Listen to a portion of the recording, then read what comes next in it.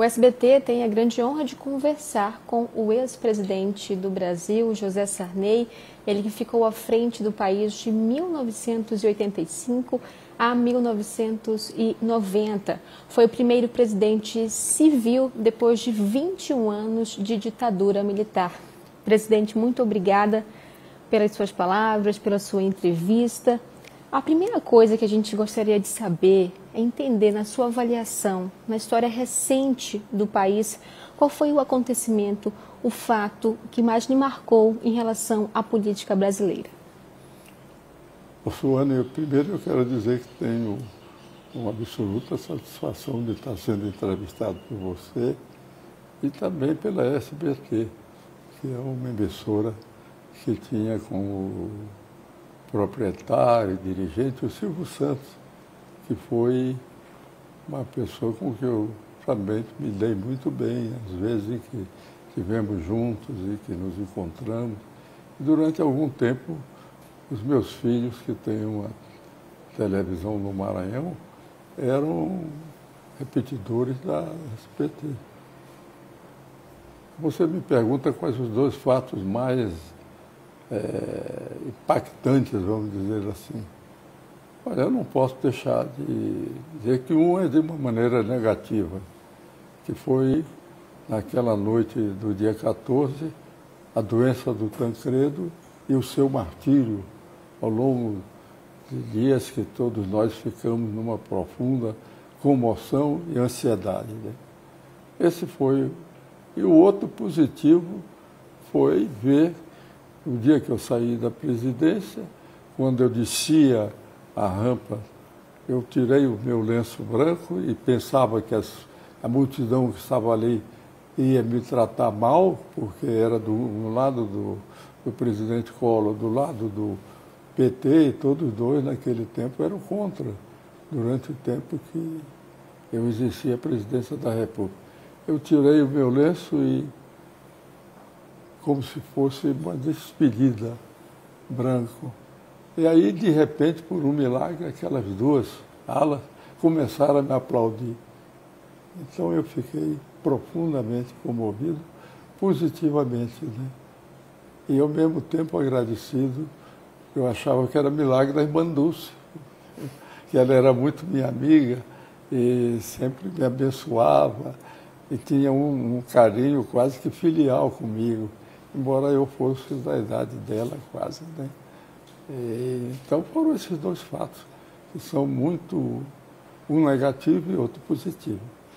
Desses fatos... E deixar também naquele dia a presidência com o Brasil tranquilo, sem ter problema nenhum, fizemos a transição democrática, fizemos uma nova Constituição e que estava o Brasil sem, porque sem Constituição nós não teríamos transição.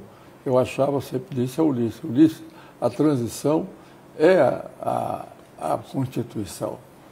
E conseguimos que fizéssemos uma Constituição tão forte que esses 40 anos nós devemos debitar às instituições que foram criadas e que foram fortalecidas, ao sistema jurídico que foi estabelecido dentro da Constituição.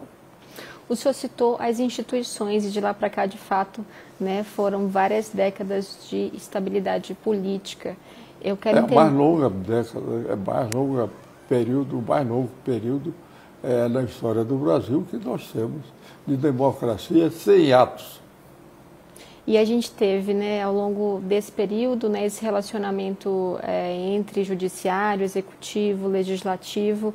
Mais recentemente, a gente teve um tanto de atritos, impasses envolvendo, né, esses três poderes. Qual a sua avaliação sobre esse relacionamento? Há um desequilíbrio ou não? Olha, a democracia entre os seus instrumentos de funcionamento, sem dúvida alguma, tem a da sucessão no poder, a alternância de poder, né? O presidente pode ser, dizem muitos, classificando o que é a democracia, eles dizem que é o regime no qual o povo, com a liberdade, ele pode escolher os seus governantes. quando está insatisfeito, substituir. A alternância no poder. O Churchill dizia, como definição da democracia, que a democracia era um regime muito ruim, mas que não tinha melhor. Então, com isso, aquele estilo do Churchill. E o outro é mais claro, assim. Ele dizia que é o regime no qual, se de manhã cedo batem na sua porta, você tem certeza que é o leiteiro ou o padeiro, nunca que será a polícia. E no regime ditatorial, você sempre fica com medo de que a polícia seja a polícia, né? Isso o Churchill dizia naquele estilo que ele tinha. Então, eu acho que é o regime que assegura ao povo absoluta liberdade. O coração da democracia é a liberdade. E a liberdade tem um poder criativo, né? Ela foi capaz, por exemplo, no Brasil, a imprensa, ela teve absoluta tranquilidade, direito e proteção para dizer tudo. Então, é como se tirasse a tampa de uma panela e ela começasse a ferver, né? E eu acho que a liberdade dá até à imprensa o poder de se corrigir, né?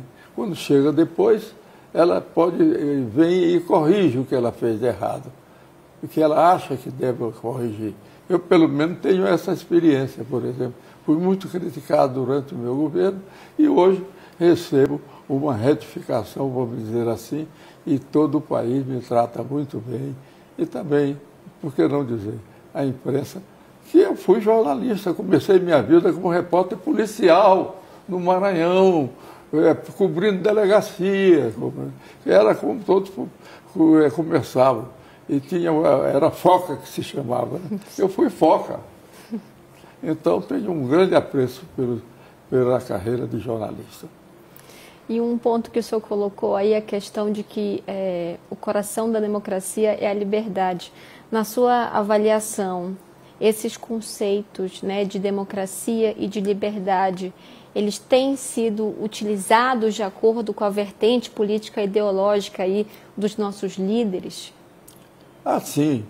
Eu acho que quanto à liberdade, ninguém pode dizer nada em relação ao período desses 40 anos que nós atravessamos. E é por isso que nós comemoramos. E acho que o Brasil, o povo brasileiro e todos nós, temos que comemorar, porque realmente o país está num caminho que esses problemas que nós enfrentamos, todas as democracias enfrentam. Você falou dos 3 poderes. Não há crise de 3 poderes. Eu acho que não. Porque, embora se diga que eles são harmônicos, independentes entre si, há uma linha muito tênue que divide o que é harmonia, o que não é, de maneira que eles sempre estão querendo, são acusados, um de invadir a atribuição do outro, né? Mas aqui isso faz parte, em todo lugar. Nos Estados Unidos agora, você está vendo o Poder Judiciário também, de certo modo, o presidente está violando decisões judiciais e há essa linha tênue que faz com que... Mas eu lembro que isso é necessário, porque o Montesquieu foi quem formulou a teoria dos 3 poderes, né, harmônicos entre si, justamente para controlar a liberdade que é dada a todos o mundo, né? Então, eles não podem. Agora, isso tem uma significação também de que a democracia ela não foi feita, nem pode, nem há regime no mundo que resolva todos os problemas. Então, há uma certa... Quando volta a democracia, no caso do Brasil, há uma síndrome do já. Todo mundo tem uma vontade que seja já, já, já. Isso eu acho que veio de Dom Pedro II, quando chegaram a ele e perguntaram a ele se ele queria a maioridade para assumir o ser rei, ele disse já. Então, nós temos um pouco da síndrome do já. E isso pode parecer a coisa que interfere nos poderes. Mas quando o sistema democrático abriu, foi no século XII, na Inglaterra, e começou a formulação do que era o parlamento, com o Dom João, ele chegava e que começava a estabelecer o parlamento, né? Justamente o parlamento para controlar, estabelecer o orçamento, os impostos que iam ser feitos, tanto que o orçamento é a coisa mais importante que o Congresso tem que fazer. Então, nós temos que, esses são órgãos criados pela democracia para estabelecer um controle, e é o que nós vemos, que nós temos todos funcionando fortemente, de tal modo que nós tivemos 2 impeachment, tivemos esses problemas de janeiro do ano passado, e o Brasil atravessou tudo isso com absoluta tranquilidade. E agora a justiça está julgando esses episódios onde houve excesso, onde não houve. Foi um vandalismo que se ocorreu em relação aos prédios dos nossos poderes executivo e legislativo, né? E judiciário também. Sem dúvida. E o senhor colocou na sua resposta um pouco dessa relação aí do Brasil com os Estados Unidos, que anda um pouco atribulada em relação, né, aos presidentes. Já que o senhor colocou esse ponto, queria lhe ouvir também, né, uma avaliação. A gente sabe que essas forças geopolíticas, elas mudam um pouco a forma do Brasil, né, atuar em relação a outros países, as alianças que tem feito com outros blocos. Até o Brasil esse ano está à frente, né, do BRICS, comandando ali as reuniões, os trabalhos. Teremos a COP30 também esse ano aqui no Brasil. Mas quero entender a sua avaliação em relação aos Estados Unidos, que sempre foi um parceiro comercial, né, do Brasil, de longa data, na verdade, né, muito importante para o Brasil. Quero entender a sua avaliação desse relacionamento recente. Olha, nós temos com os Estados Unidos uma relação muito estreita, né? Que tem funcionado muito bem ao longo dos 2 séculos em que nós temos relações muito estreitas. O primeiro embaixador do Brasil nos Estados Unidos foi o Joaquim Nabuco, né? Nós mandamos, o Rio Branco mandou para os Estados Unidos o Nabuco, que era uma expressão maior, e abriu a nível de embaixada o Brasil lá. Então, isso significa o início de estreitas relações. Sobretudo porque foi dos Estados Unidos que saiu para o mundo a doutrina, vamos dizer assim, da democracia. Os Estados Unidos, e nós temos muito satisfação que tenha saído da América um país dessa natureza. Calcule se nós tivéssemos os Estados Unidos como a maior potência do mundo, um ditador, um homem que fizesse uma outra... Mas não, os Estados Unidos pegaram os ideais democráticos, a declaração de independência feita pelo Jefferson e a emenda número 1 da Constituição, a relação de direitos que eles votaram logo depois da Constituição, Bill of Rights.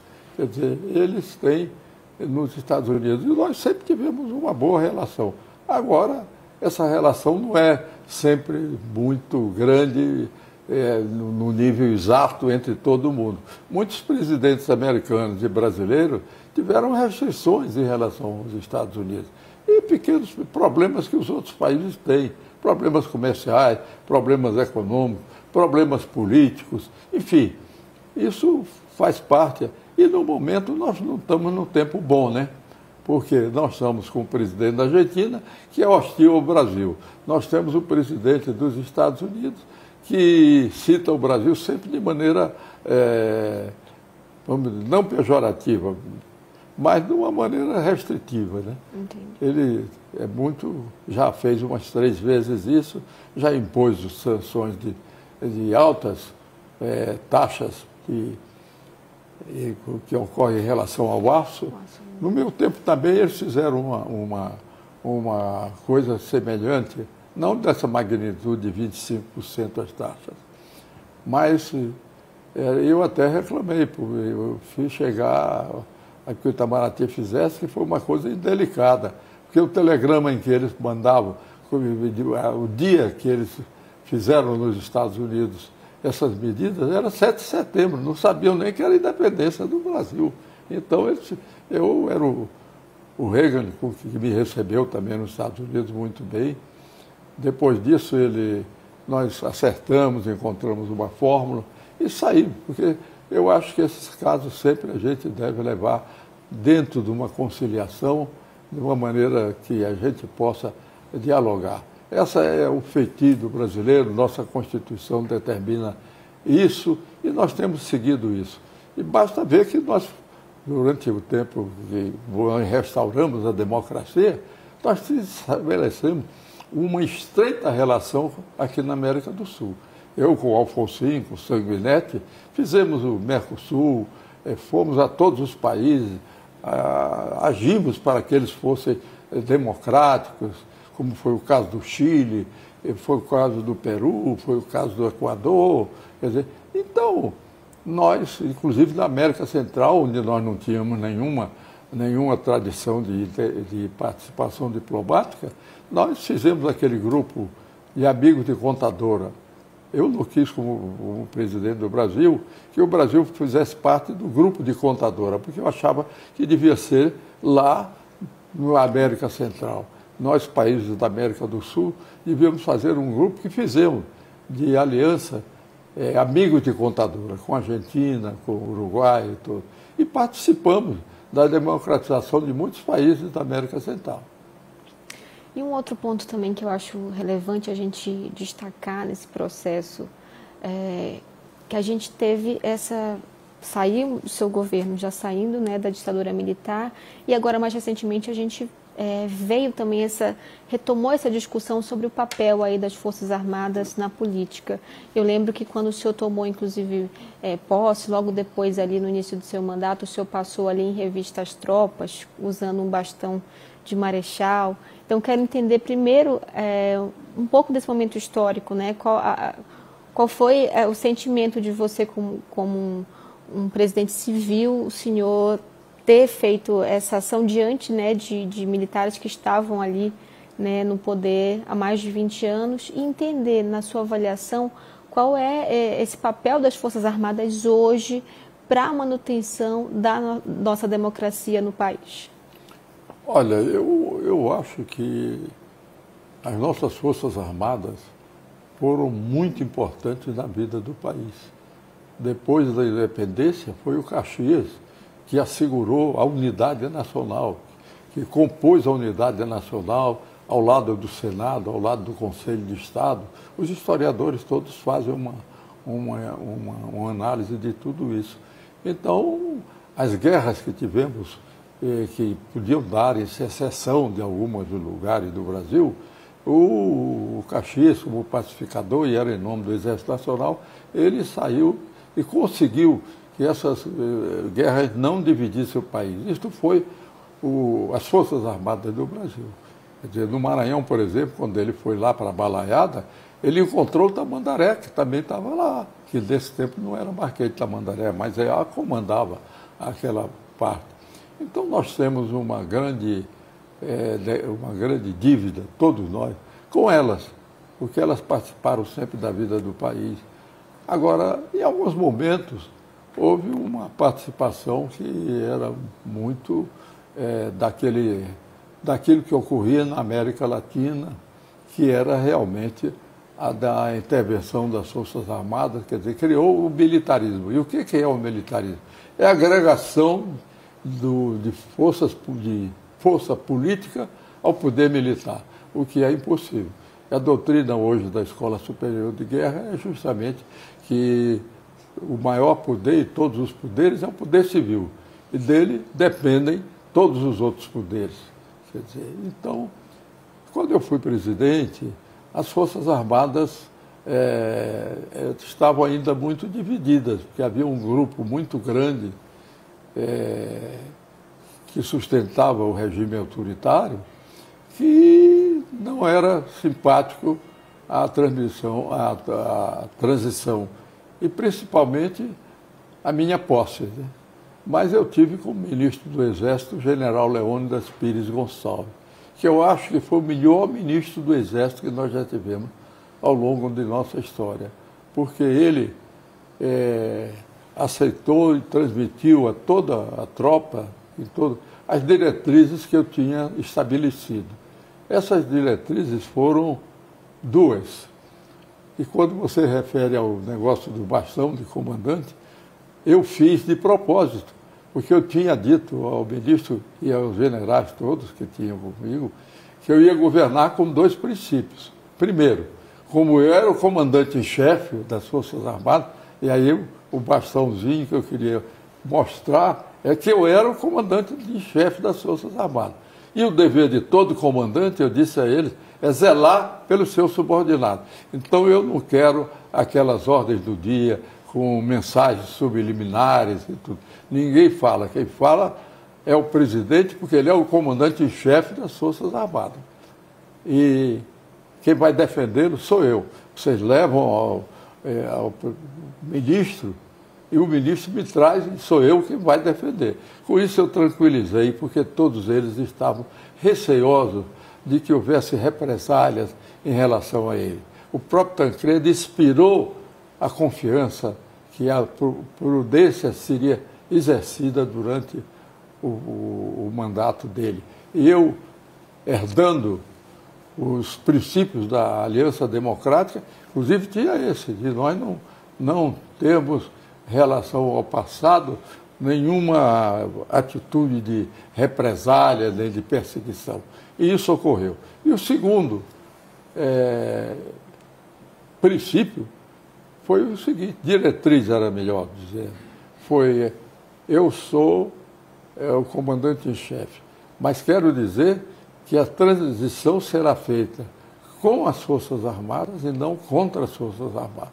Com isso, nós estabelecemos uma maneira de trabalhar como ocorreu, que elas voltassem aos quartéis, voltassem às suas funções institucionais e jamais agregassem o militarismo, que é o poder político ao poder militar. E isso ocorreu. E o Leônidas foi o melhor ministro do Exército, porque a ele coube a modernização das Forças Armadas no Brasil. Implantar a internet e a civilização digital dentro das Forças Armadas.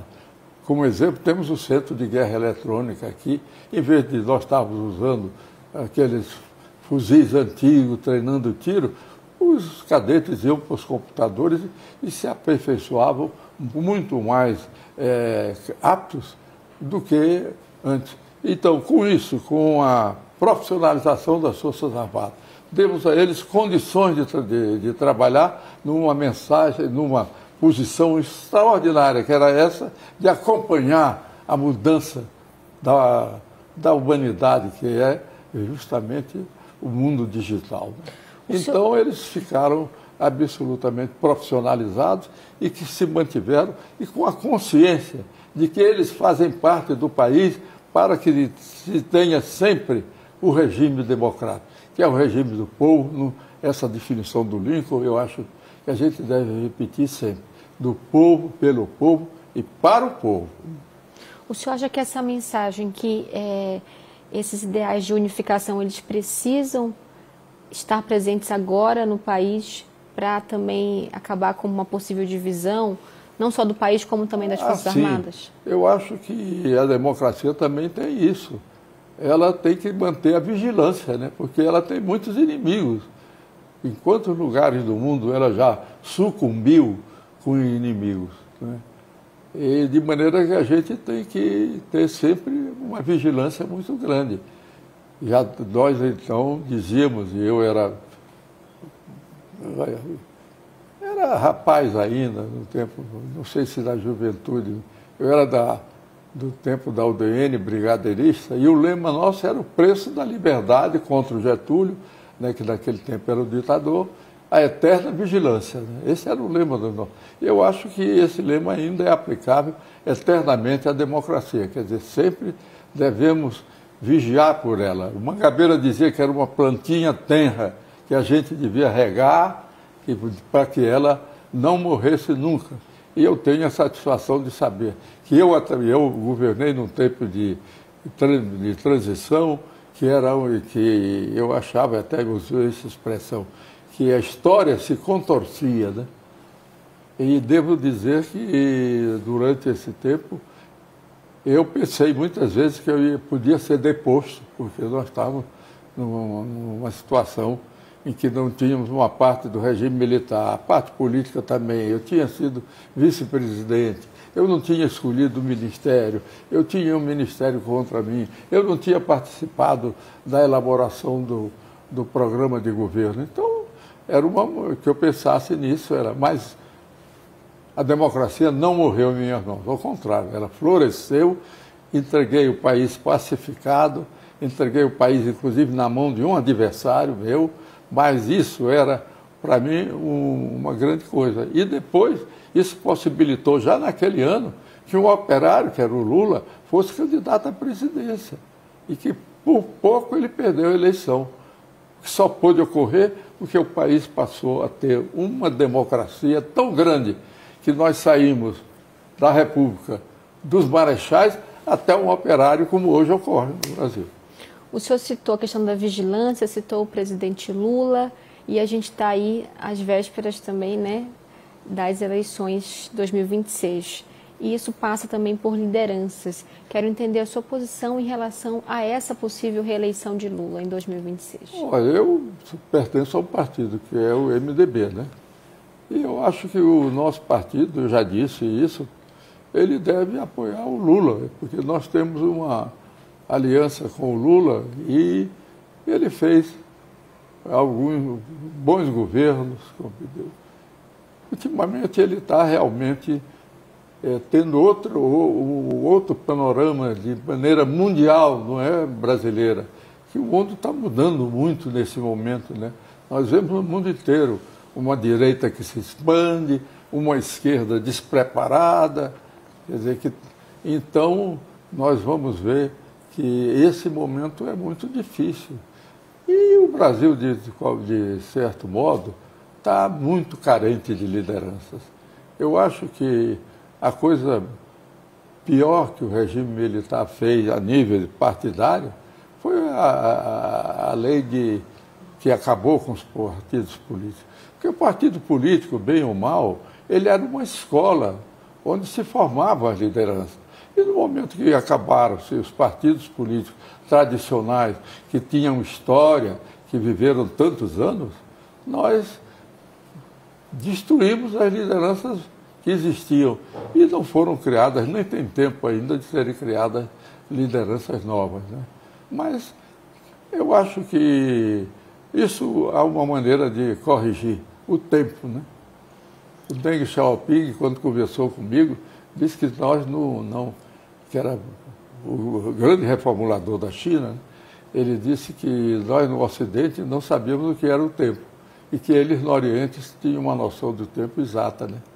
Que ele falava na China do dia seguinte, como se dos 50 anos na frente, que como é hoje, que ele falava como se fosse uma coisa da madrugada do dia seguinte.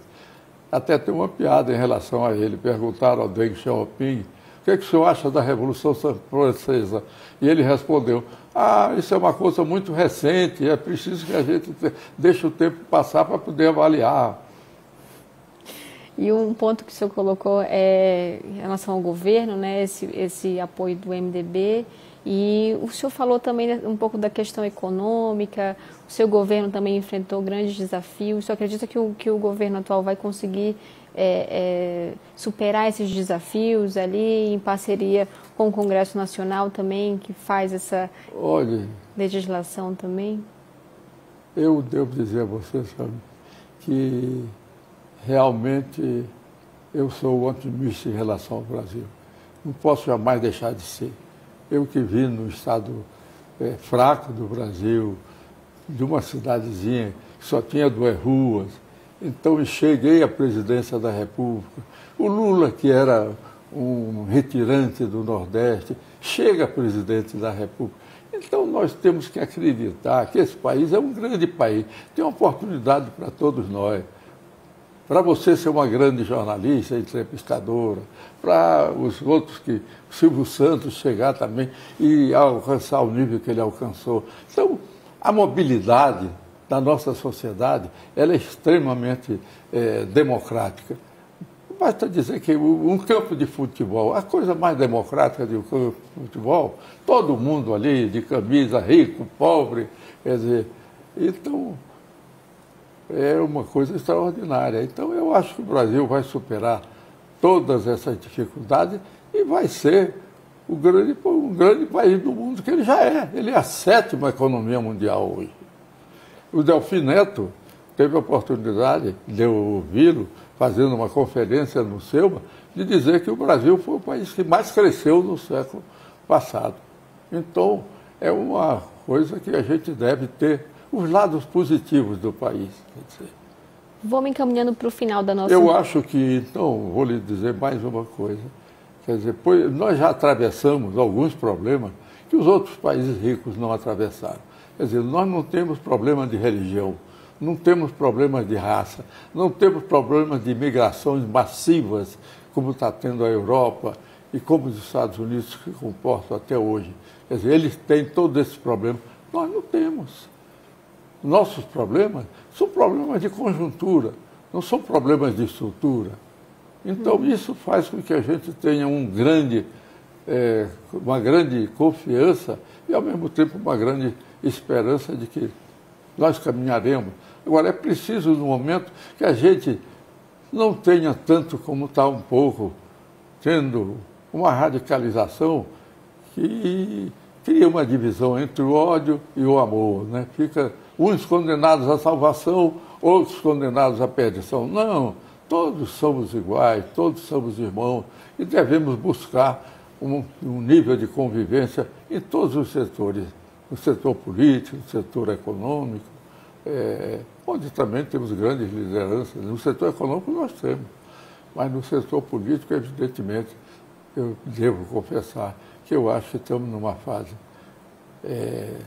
de fraca, estamos numa fase muito, muito fraca. Vou me encaminhando para o final da entrevista para saber justamente quem o senhor enxerga aí como liderança, seja de esquerda, de direita, de centro, quem o senhor enxergaria aí, que nomes vêm à sua cabeça ali como lideranças no Brasil? Olha, eu acho que entre os novos, eu tenho grande esperança nesse rapaz que é presidente da Câmara, o Hugo Mota. Ele tem, eu acho que ele é muito talentoso. Quer dizer, também outras lideranças que existem, que estão nascendo aí, e dentro do Congresso. Mas eles ainda têm que ter tempo para que possam exercer em sua plenitude as suas qualidades, né? Muitos outros, eu estou lembrando aí o Hugo, porque eu acho que ele é o que eu mais destacadamente conheço, né? Ele veio na véspera de assumir a presidência, e ele veio aqui à minha casa, e eu tive uma avaliação que ele é um homem que tem grandes qualidades. E eu vou agradecer, primeiramente, a sua entrevista aqui conosco, pelo prestígio ao SBT. Olha, você está fazendo uma coisa que muito me agrada, é mandar uma mensagem dizendo que o Silvio Santos realmente, ele não foi só um dono de televisão, ele foi muito mais do que isso, um grande talento comunicador, extraordinário, que saiu de baixo e chegou a se realizar grandemente. Basta ver quando ele faleceu, a reação do Brasil inteiro sobre a sua falta, né? E ele conseguiu entrar no coração do povo brasileiro. Ele conseguiu expandir as suas qualidades, fez um estilo de televisão que marcou profundamente o seu tempo. Quer dizer, e, de certo modo, ele até hoje fica aí como um ícone que nós devemos respeitar das comunicações no Brasil. E esse ícone faz parte da história brasileira. Eu tive um bom relacionamento com o Silvio Santos, gostava muito dele. Além de gostar, eu era um admirador dele. E admirador pelo que ele representava na televisão, o que ele fazia, como ele se desmembrava em vários estilos e várias maneiras, e ao mesmo tempo sem perder a linha mestra do que ele desejava, que era o êxito, e o êxito que ele teve constituindo uma equipe tão grande dentro da CSBT, é a equipe essa que nós todos hoje reconhecemos como extremamente valiosa, como vocês que fazem a televisão no Brasil dele, fazem na SBT. E muito obrigado uma vez mais a você pela entrevista e a toda a equipe que aqui está reunida na minha casa. Muito obrigado. Nós e felicidades ao povo brasileiro. Esse povo que eu quero muito, que fez muita coisa por mim. Eu agora estou profundamente comovido, recebendo o reconhecimento da nossa passagem pela presidência da República e as coisas definitivas que nós fizemos no Brasil. Uma grandemente me agrada.